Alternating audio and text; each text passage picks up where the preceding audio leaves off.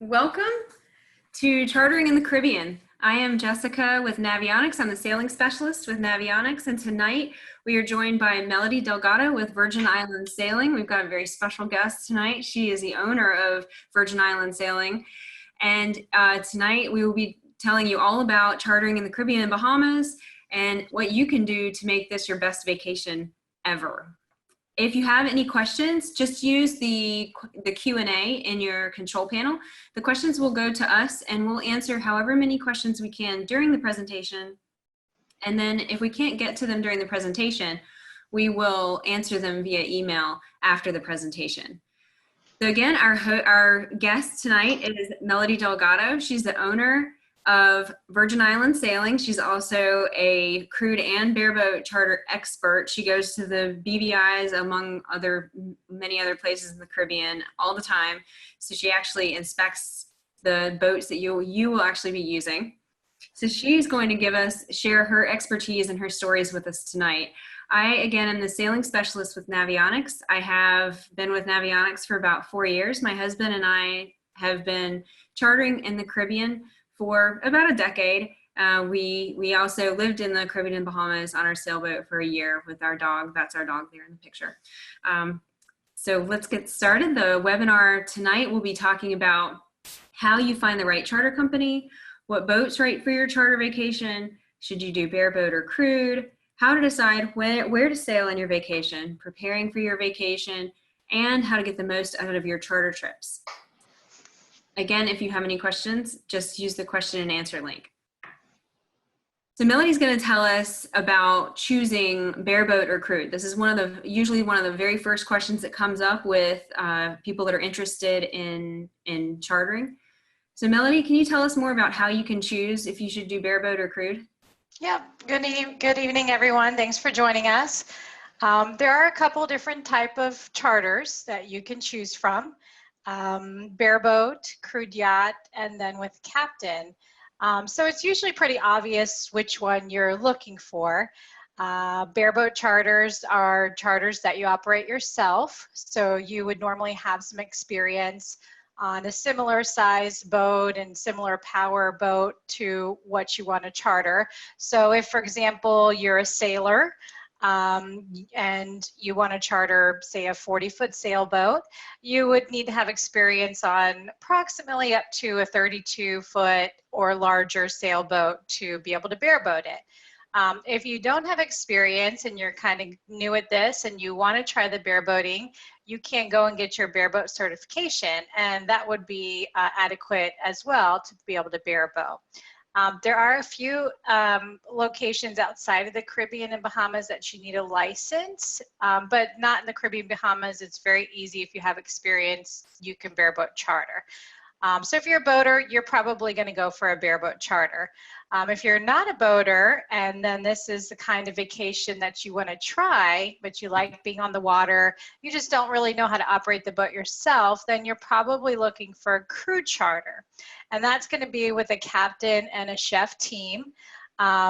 Usually that's more of an all-inclusive package, quite a variety of sizes and amenities and quality to choose from.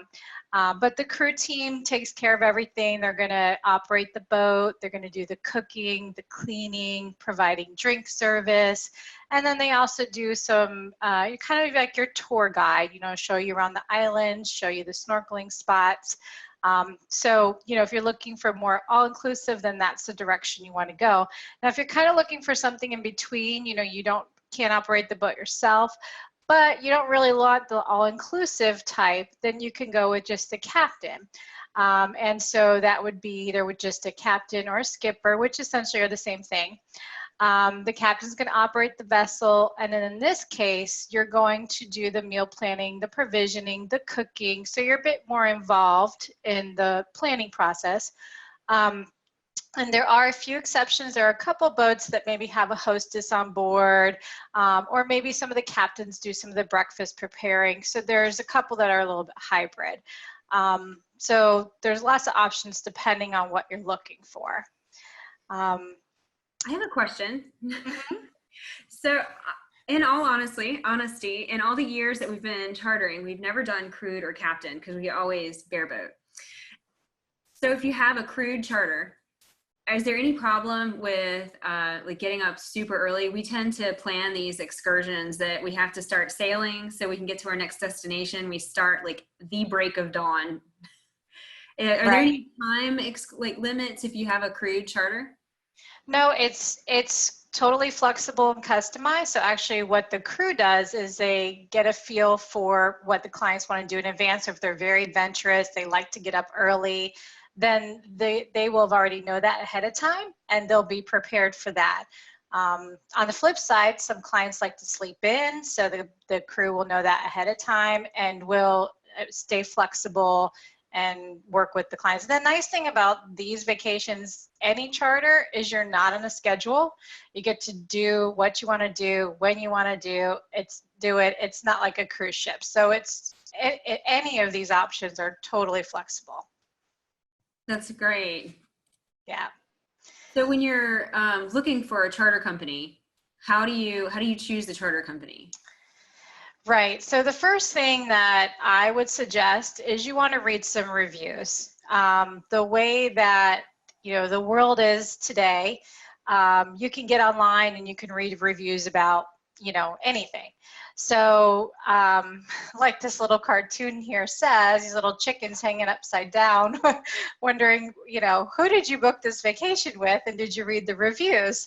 Well, obviously they didn't. So we don't want that to happen to anybody. So I would suggest getting online, looking at the reviews from different charter companies, also from brokers like ourselves. I mean, we're brokers, so we represent several charter companies and kind of save you some of that legwork so you don't have to do it all on your own.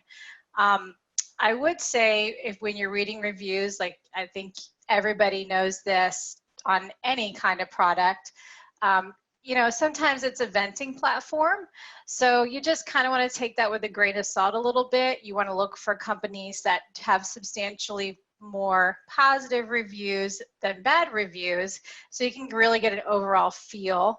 And a really good charter company or broker should have plenty of reviews online. They should be recent reviews so that you feel comfortable. And then, every charter company doesn't offer the same boats or the same prices. So at the start of your search, you don't want to just narrow into one company. You want to kind of pick a few that you feel good about so that you can at that point contact them and see what boats they have available. Or like I said, if you want to talk with a broker, they can weed out some of the companies and help you narrow it down. So after you've done a little bit of research at the beginning, then the next step is finding the right boat. And then I know I have another question. I know that some companies will broker boats from like individuals, that the individuals own a boat and they're just trying to kind of rent out their own boat. Is that something that brokers do, and is that suggested? Like, how does that compare with using a company, a broker company, or a charter company? Well, really, all of the charter boats are privately owned. It's just the bareboats, they all have management companies. So especially like the bareboat companies, they are managing and facilitating charters for the owners. On the crude yachts, it's very similar. They're all owned by owners. And they have management companies to handle their calendars. Most of them, all the bookings come through brokers like us.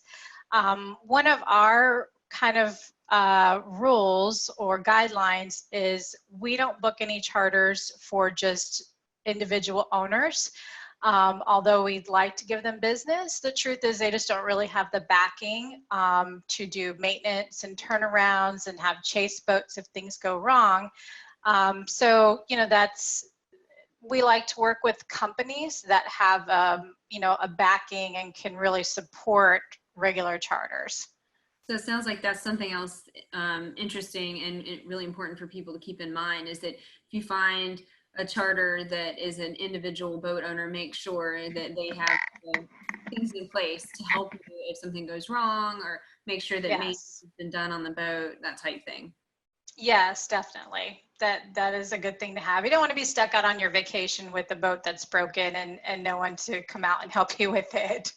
Absolutely. No, I have, yeah, we chartered in, well, I won't say where we chartered out of because it's a very limited charter there. So I would tell you exactly who it was chartered with, but we were on charter and we had this very, very nice boat, but it had an older generator in it and the generator caught fire on the Oh, boat.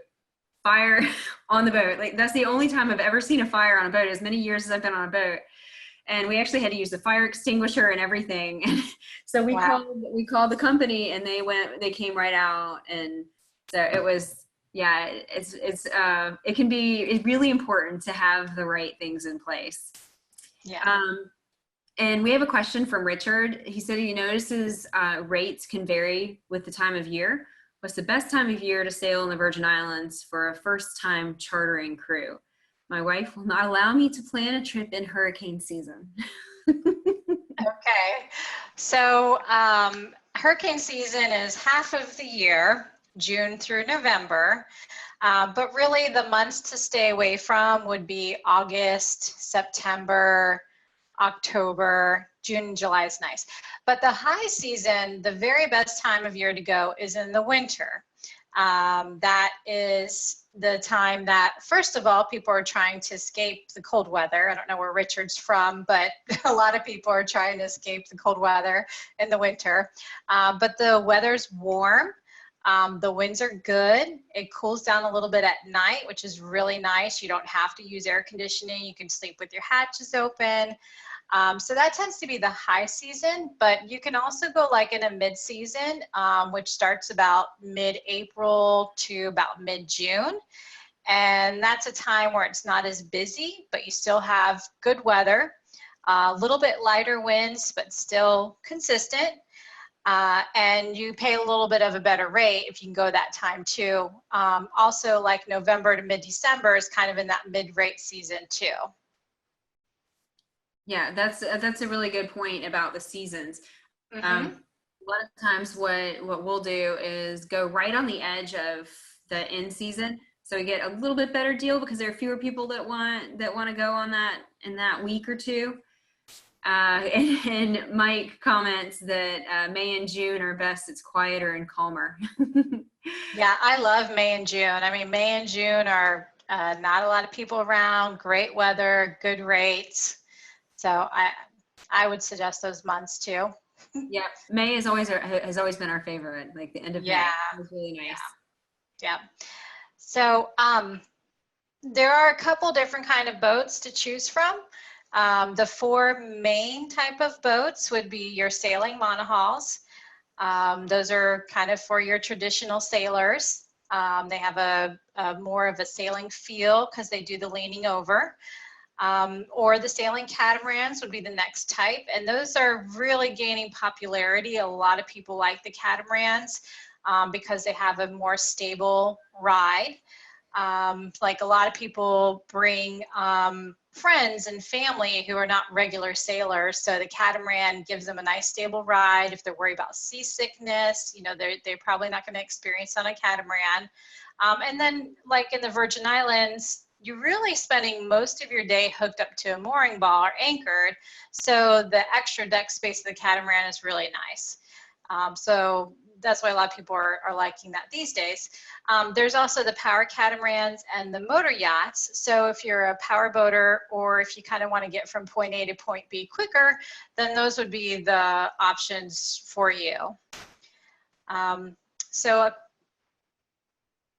a couple things to kind of consider, and I think everyone kind of has a feel for this, what they want. I mean, it's either going to be sail or power, the monohull or the catamaran, like I mentioned. And then some of the boats have some extra amenities like the air conditioning and generator. So if you're going in the summer and you really, want to ensure that you're able to cool down at night or have a cool down during the day, you want to have the AC. Some boats have water makers and some have Wi-Fi. A lot of people these days have a hard time getting away from that Wi-Fi, so they want to make sure they have it on board, which the good thing in the Virgin Islands, you really can get it on any of the charter boats. Mhm. My experience in chartering is don't get the Wi-Fi because you're there to disconnect. Yes, yes, that's what we say. But we noticed, like, I was just on a yacht, on a catamaran in Belize for a few days with a couple of other brokers, and it was nice to have the Wi-Fi just kind of get on and check your social media and your Facebook and not work too much, just stay a little bit in touch. But it was nice because we were out in some of the on some of the barrier reef, and there was no internet connection, and that was honestly kind of nice for a couple of days. We enjoyed it more than we thought we would. That's my favorite part of sailing is having that excuse. Oh, I'm sorry, I don't have any internet or cell reception. Yep, yep, it's a good getaway. I mean, that's what vacation's supposed to be, right? Yep. Yep. So We do have one question coming in. mhm. We kind of touched on it, but just to kind of reiterate, what Greg was wondering, what exactly credentials do we have to do a bareboat charter? So you need experience sailing, or if you're powerboat powering a boat that's similar in size. So it can be a little bit smaller, about 8 to 10 feet smaller. So for example, if you want to charter a catamaran that's 40 feet, you would need sailing experience as captain on a sailboat that's about 32 feet or larger. And then the catamarans also have the twin screw engines.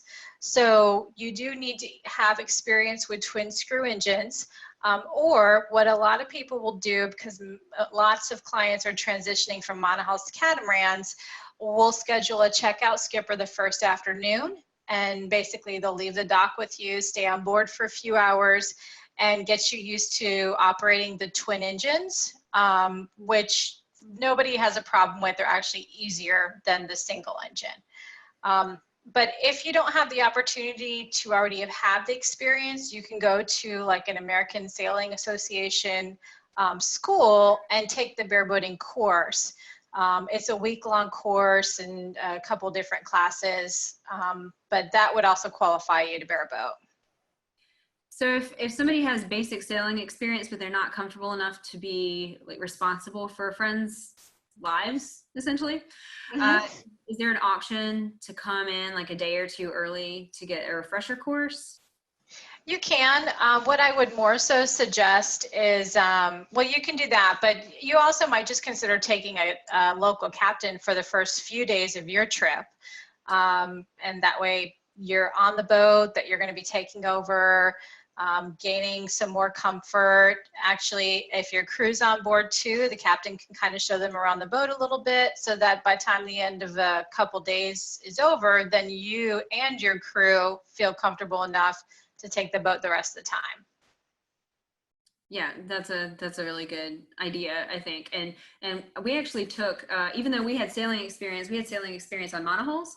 So when we went to go charter catamarans, we did the bareboat chartering course. And you said that the twin screws make it you actually make it easier. Oh my goodness! I remember the training we had to dock the catamaran, and he said, Jessica, come over here. You're going to dock this. And it was at like this really populated gas station, like gas dock. And I was like, oh my gosh, I'm going to wreck this in front of all these people. And I tell you what, he said, don't worry, it's going to make you look like a superstar. And he was not kidding. I just pulled that thing right in there and just, I mean, it looked like I've been driving it forever. So for very first time. So definitely the twin screws makes it a little easier. Yeah, definitely. And when you want to maneuver around the anchorages and get around the other boats, it's definitely the way to go. Yeah. Yeah. Yeah. So how do we choose where we're going to go? So there's a couple different things to consider. I mean, number one, you definitely want to find a cruising area that matches your experience level and your expectations. So some of the cruising areas are short distances, some are long distances. So that's a very important factor to consider, what you're comfortable with and what you're expecting. The BVI is one of the reasons it's a popular location is because it's short distances, protected waters. And then again, with the short distances, they tend to be protected waters, long distances, a little bit more open. You also want to consider the kind of activities you're looking for. So are you looking for more restaurants and bars ashore? Are you looking for remote areas? You know, are you looking for some nightlife? And then other considerations are the seasons, of course, that we were talking about in the Virgin Islands. You know, if you want to go other places around the world, the seasons can be different than in the Caribbean. And a lot of clients really are concerned about how easy they can travel to their location. So, you know, even in the Virgin Islands from around the US, it does take the majority of the day to get there. So, you know, going a little bit further south is going to take a little bit longer. So all of those things kind of come into play. And for people who haven't chartered before, the Virgin Islands tends to be top choice because it is the short distances, it's easy to get to, you know, there's different restaurants ashore, remote spots, it kind of has everything. For sure. The BVIs have, I mean, you can be completely alone in an anchorage at night if you want to be, or you can go out and dance all night and drink if you want to. Mm-hmm. And different restaurants. If you wanted to charter, so Jason's asking if you wanted to charter a power boat to Mothership for kayak fishing, what size would you recommend and what time of year? Well, kayak fishing in general is kind of interesting. It does depend on what kind of fish you're fishing for. Usually in the Virgin Islands and the Caribbean in general, you want to go for the big game fish, which you don't necessarily get from the kayak. So that's kind of a tricky question, but you know, as far as the size Power Cat, they start at 38 feet and go up to 51 feet. So it really just depends how many people the Mothership needs to hold. So, yeah. And I think Jason intends on catching, quote, big ass fish. Okay, okay. Well, you might have to go a little offshore for that. But actually, I was just in Belize. Belize would be a great place for something like that. We were trolling lines. We caught a mahi that we were able to get 3 to 4 meals out of. I'm not sure because there was still some left. Mackerel. And there were actually motherships with canoes going up and down the reef doing their fishing. So that might be a better location for that. Yeah, that sounds like a good idea. And I saw the pictures of her fish. It was huge. Yeah, it passed the criteria, Jason.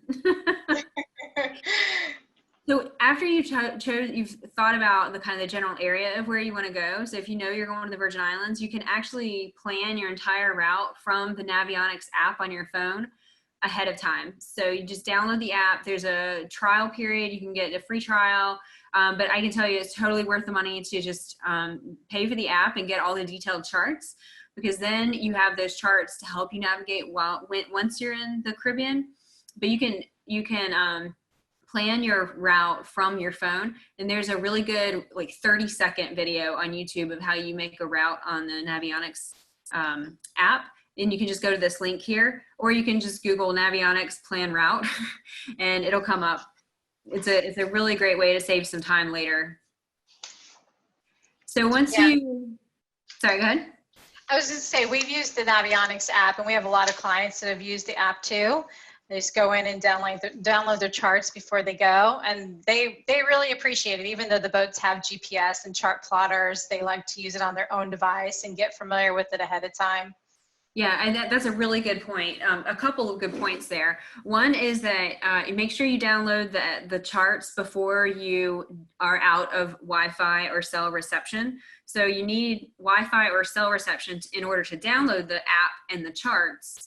But once you have that reception, once you have those downloaded on your phone, you never have to have Wi-Fi or cell again. You can actually use it even if you don't have any Wi-Fi or cell signal. Granted, in most of the BVIs, you do have cell signal. There's very little area that I know of that you don't have cell signal. But even if you're further, let's say you go to Belize and you don't have cell signal, you're offshore, that app is still going to follow you. So the GPS is still going to work in your phone, even if you don't have cell signal. That's a huge question that we get.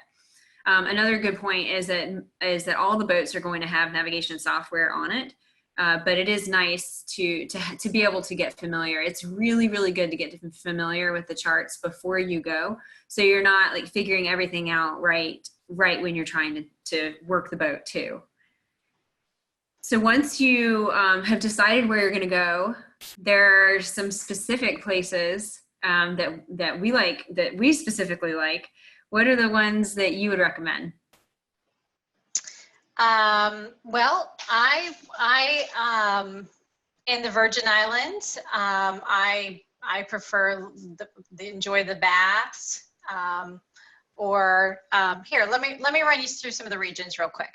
So just in the Caribbean, starting at what is almost the most northern part of the Caribbean would be the Virgin Islands. Just a rundown on that, there you'll find the short distances, protected waters, lots of restaurants and bars like we've been talking about.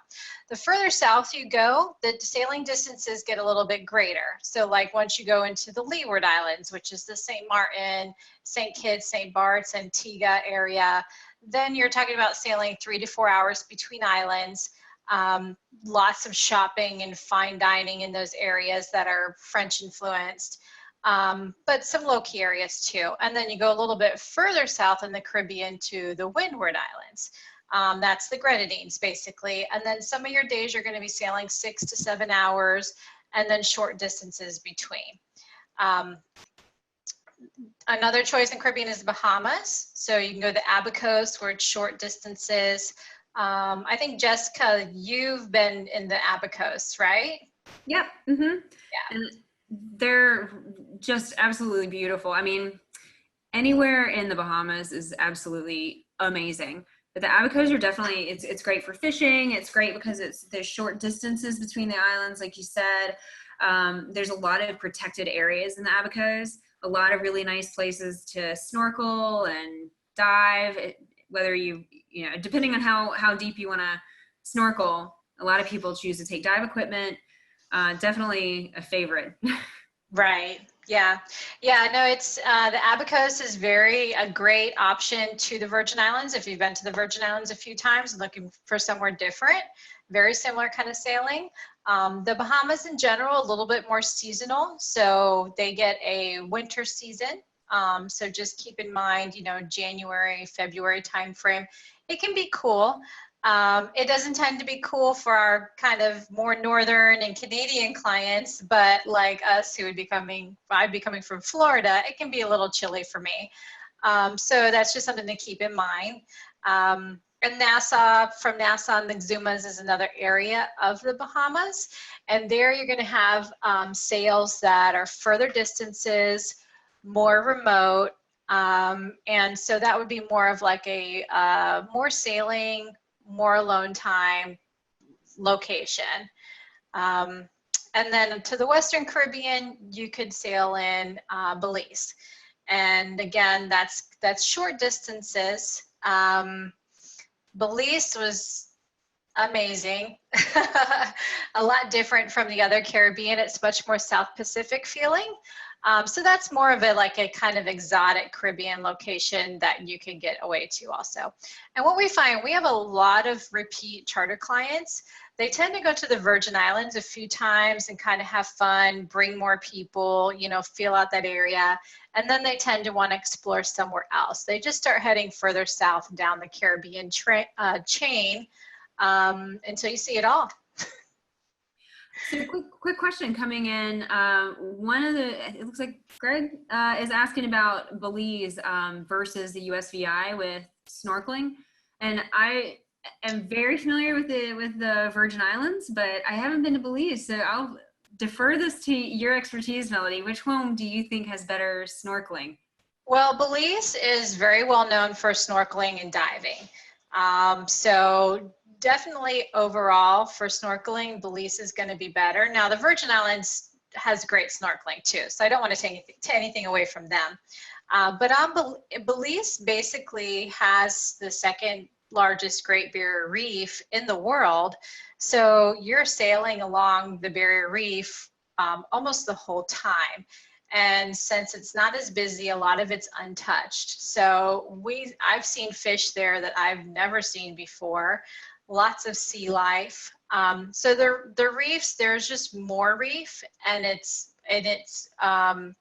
just not touched as much as the Virgin Islands. So to be honest with you, I don't think you'll be disappointed in either, but Belize is a little bit better for snorkeling. Good to know. Yeah. This is one of my favorite spots. This is Great Dog Key in the BVI's.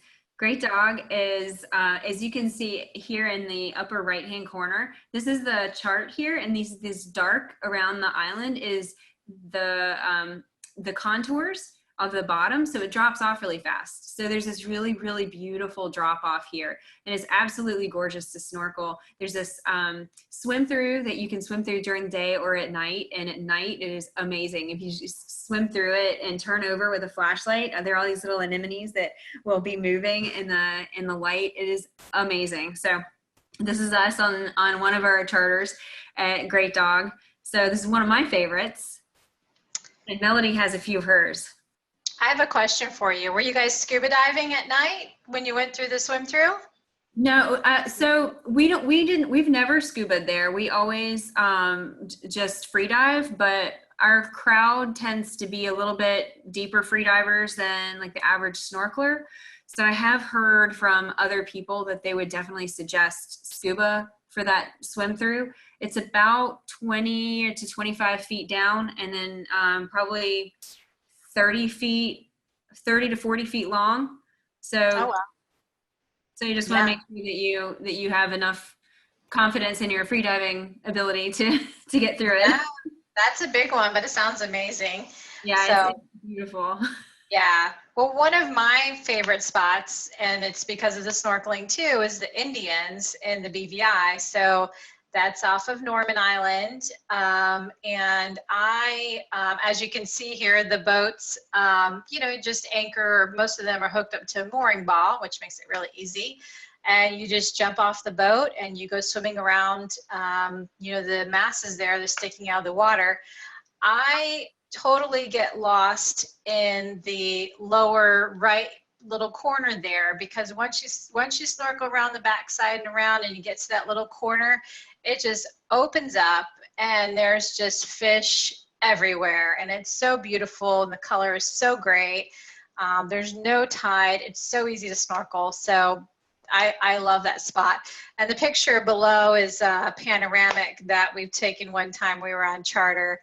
So you can see how close you actually are to the Indians there. And then I also favorites too. Mm-hmm. Yeah, it's hard to beat. I get lost there. It's hard to get me out of the water for sure. But another favorite spot is the baths. I mean, this is a must see if you go to the Virgin Islands. Everyone's read about it. It's just huge boulders, as big as houses, some of them piled on top of each other. And you can see in the picture on the left how there's a couple of little inlets and bays, and there's paths that you walk through the rocks, to get from one beach to the other. You can see the picture on the bottom there is, that's me and my family. That's kind of a little iconic, photo there. You see that on brochures everywhere, that little spot. And it's also great snorkeling. You can snorkel outside of the boulders. There's actually some little spots there, not swim through, but there's some little spots where you can just a few feet under, not 20 feet under, but you can kind of duck under and come up, and there's little air pockets. You can get your snorkel up and stay in there for a few minutes. But it's a very well-known location. You can spend hours there. We never miss it. Yeah, for sure. Also one of our favorites. This is, I think, so I had read so much about this place and looked at it on the internet, and nothing can prepare you for actually seeing it. Yeah. Just beautiful. It's amazing. And I'll tell you what, I actually started chartering with my family in the Virgin Islands when I was about 12 years old, so in the 80s. And we used to go to the baths before the cruise ships, before they had any ropes, before they had any ladders. and you just had to find your own way through it, and it was a blast. It was Oh, so wow. much fun. That'd be Yeah. the best place for a kid too. Yeah, we've gone off, me and my family, we've gone off and got lost a little bit and had to make human chains to get back down, and Wow. not dangerous, just fun.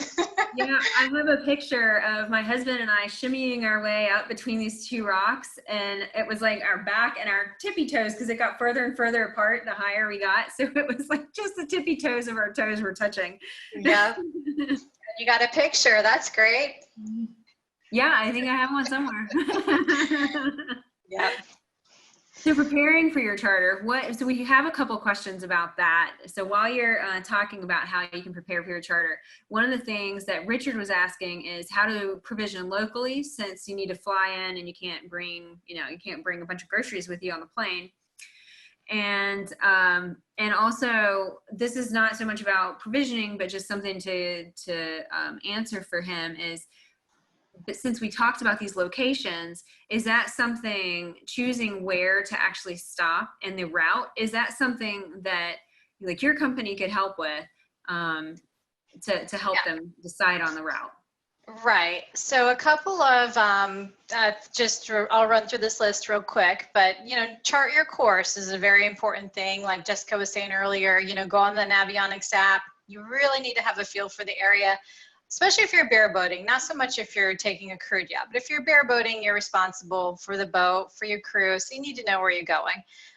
Most bareboaters enjoy that part of the planning. So, if you're bareboating, I'm sure you enjoy that.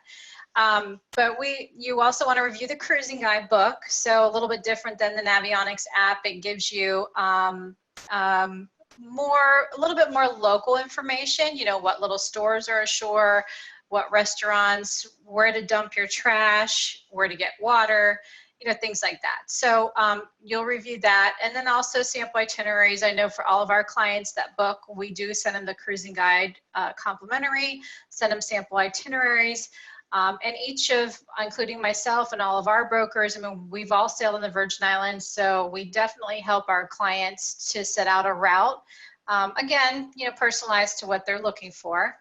And you can find lots of routes online too. But one of the things to keep in mind is don't overschedule yourself. So once you get on charter, you're probably going to find you like a spot better than you had anticipated, so you want to stay longer. And that's the beauty of the Virgin Islands. It's close and you can stay longer. So you don't want to keep yourself on a schedule. Again, do some research on local activities, and it's all just planning, check the cruise ship calendars.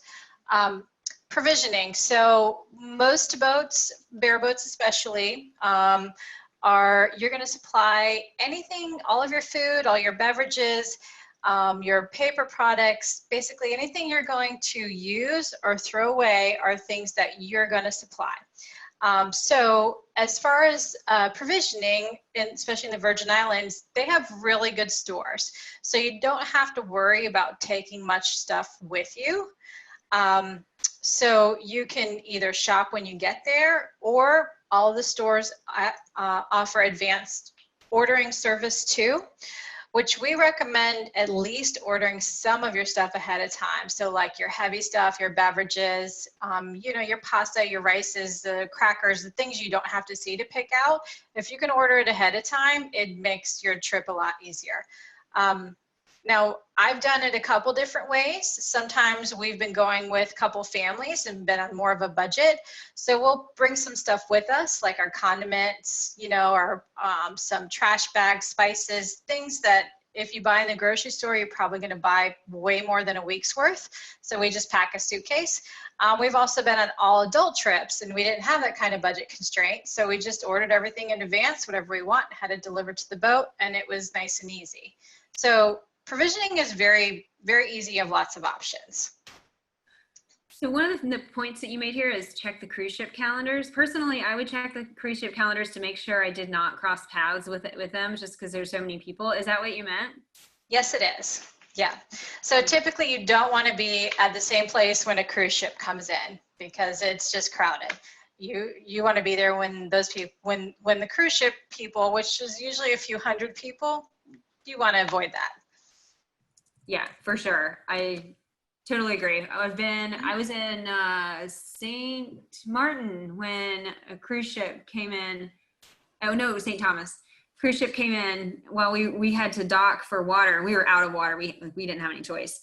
And there's that main strip in St. Thomas on the south coast, and it was absolutely packed. I mean, just back to back people. All we needed was water.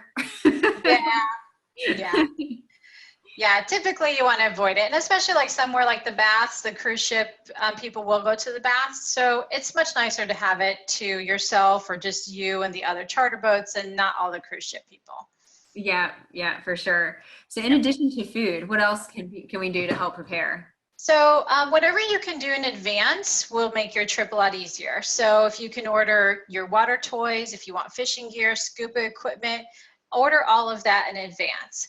And whoever you book your trip with should be able to provide you with the information. You shouldn't have to look for it too hard on your own. And then packing, I mean, you want to pack light. You're going to be in bathing suits, shorts, sundresses, flip-flops the whole time. One of the most common mistakes is packing too much. I know the first time I chartered, I packed way too much. I probably didn't use half of the stuff I brought. And I've learned, you know, over time, every time is less and less and less. And still, I don't use everything I bring. So, The first time I think everybody had brought suitcases, and then after a few years, everybody brings this little tiny book bag. yep. Yeah, we were finally able to just do carry-on luggage when we went to Belize. And I mean, we do check-in bags sometimes because when you go in for a week or longer, you need some of the toiletries, but really pack light.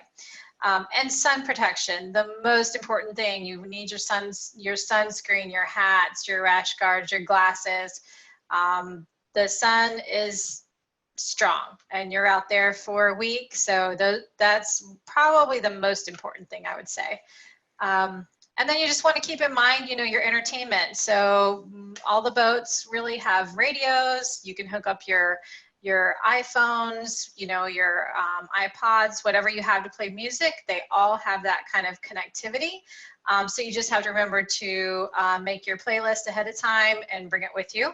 And cards and games, you know, just a few small things to keep you busy, especially if you have kids. You want to remember to bring some things to keep them entertained. Just sometimes. I mean, staying in the water and snorkeling and swimming really tires them out and uses up most of the day. But you know your family, you know your kids, you know your friends, so you know what you're going to want to bring.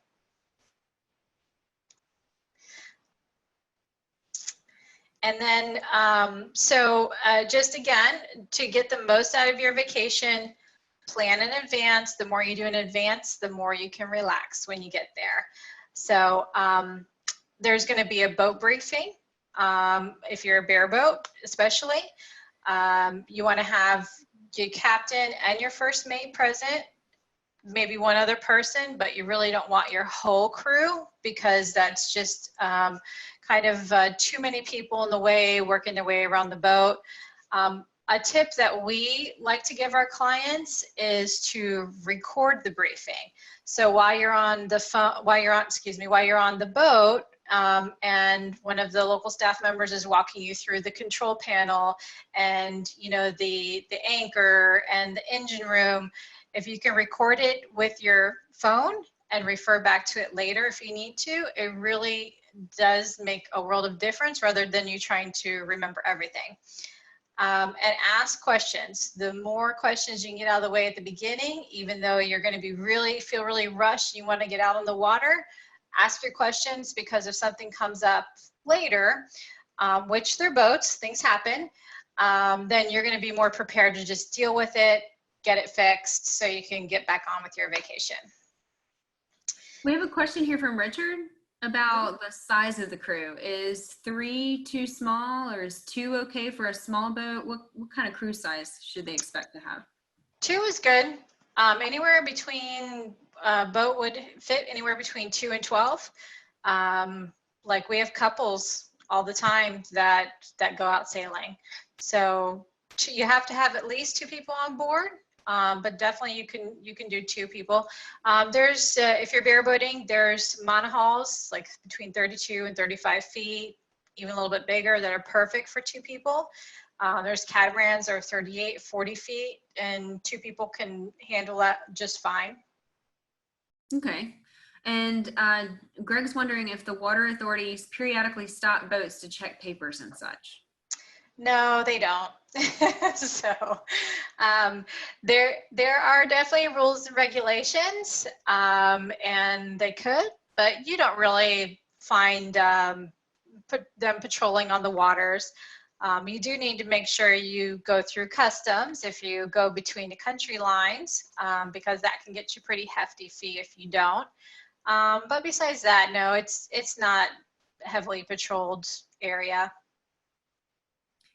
And I think one good point there is the don't cross between country lines. We were coming back from, I think we went from the BVIs to the USVI and anchored, and we're like, oh, we'll check in later. And we only did that one time. You don't want to do that. No, you don't. You don't. You don't. And so like if you're in the Virgin Islands, you really, if you're going to go to between the British and US Virgin Islands, it's not just for the afternoon. You know, you go to the USVI, spend the night on St. John, spend some time there, and that makes it worthwhile. You know, the time you took to clear in and out of customs makes it worthwhile to stay for a little longer. And it's beautiful too. So might as well. Yeah, exactly. And one point about the boat briefing, something that we always do is we have the captain and first mate do the briefing with the charter company, but then we make sure to have a session before we even push off the dock with the rest of the crew, so that they know exactly where the fire extinguishers are, which turned out to be a good thing on that one crew charter that we were on, and where the life jackets are, and all those things that they could possibly need, or if something were to happen to some, the 2 of us, at least everybody else would know. So yeah, absolutely. Safety first. Safety is super important. And one thing we recommend to clients too is do a sleep aboard on the boat the night before you start sailing, because then you get a chance to really get settled in, get to know the boat better, and you'll have better questions the next day. Yeah, for sure. So, I'm sorry. So Melody, as you all know by now, is the owner of Virgin Islands Sailing, and a lot of these things that she's talked about are things that her company will do for you and help you with.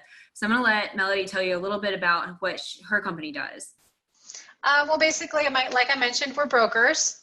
So we work with all of the reputable bareboat and crude companies, doing this on a daily basis. We know the crews very well. We know the boats very well.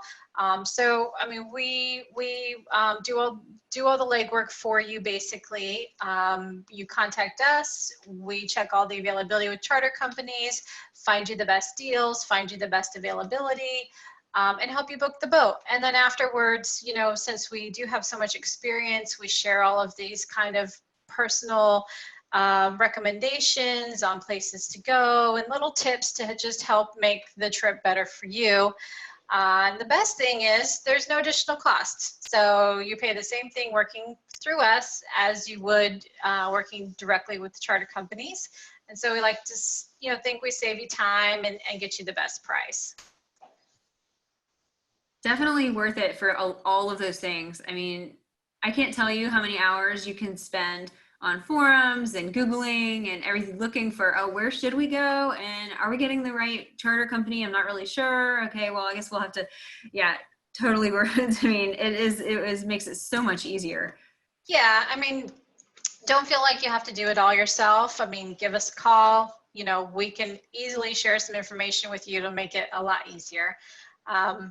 And since we are talking about the British Virgin Islands and the Bahamas today, there are a couple of different promotions going on right now where you can save 10% on bareboats and get the free sleep aboard I was talking about. For crude yachts, you can save up to $1,000. So I'm sure everyone will get a copy of this, but definitely just contact us and we can, look at where you want to go, the dates you want to go, and let you know what promotions might be available for you. And that free sleep aboard is really, really nice. Let me tell you, it saves a lot of extra effort because having to fly in the day before and then find a hotel and get transportation, it's just so much easier to sleep on the boat the night before.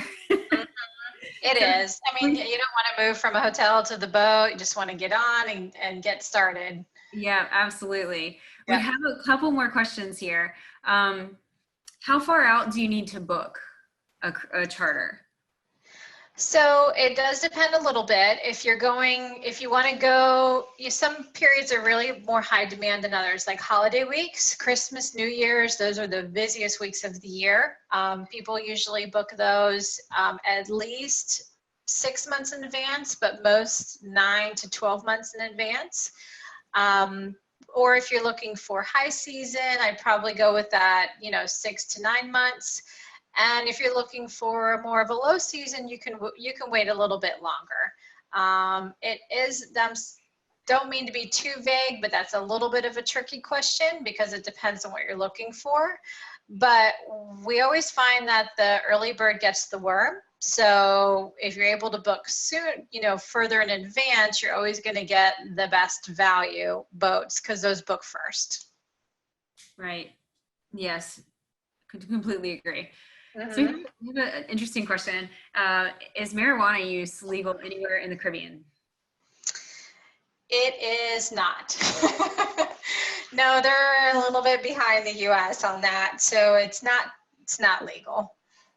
Okay, and we have another question, and we've touched on this twice now, but I think some people are just looking for like very specifics. How much experience is required to captain a boat in the Caribbean?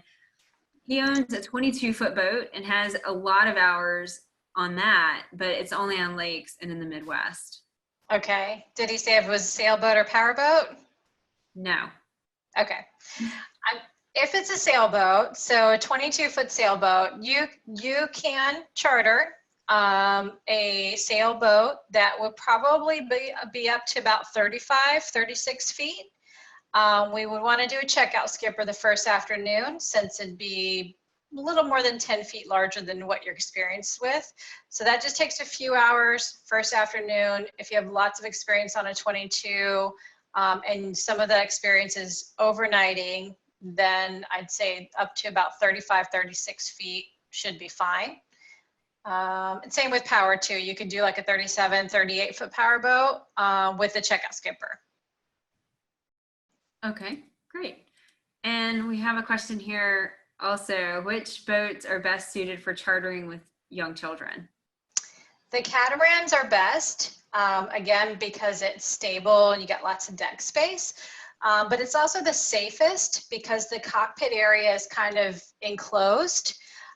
So you're able to contain the children a little bit better, and they have more space to walk around and move around. I've actually chartered, my daughter went chartering with us the first time when she was 9 months old. Yep, and she is now 22, and this is her favorite vacation. But we've done mostly catamarans, and it's worked out very well to have that space. And we have one more question about convincing a group of friends that they want to do this because they're all worried about seasickness. So how do we convince our friends that it'll be okay? Right. Well, that is actually a very common question. And I will say that also one of the very common remarks we get after charters is, I don't know what we were worrying about and why did we wait so long? We should have done this sooner. So I will tell you in the Virgin Islands, like I said, it's close distances, it's protected. You always have islands on both sides of you. So what that does is it means that the seas are going to be lighter. So it's not an area you'll be very prone to seasickness. I personally am prone to seasickness. And what I do is I bring non-drowsy Dramamine with me. If I feel like I need to take it on the morning, I do. A lot of times I end up taking it for a couple days, and then after that, I'm fine. But it's a very common concern, and I can't even remember the last time a client told me they got sick. And we send hundreds of clients every year. Yeah, same with me. I'm actually really prone to seasickness. And before we lived on our sailboat, I was just, I mean, I couldn't go underneath. If we were anything but in the calmest waters, I would just be sick. And you really get used to it.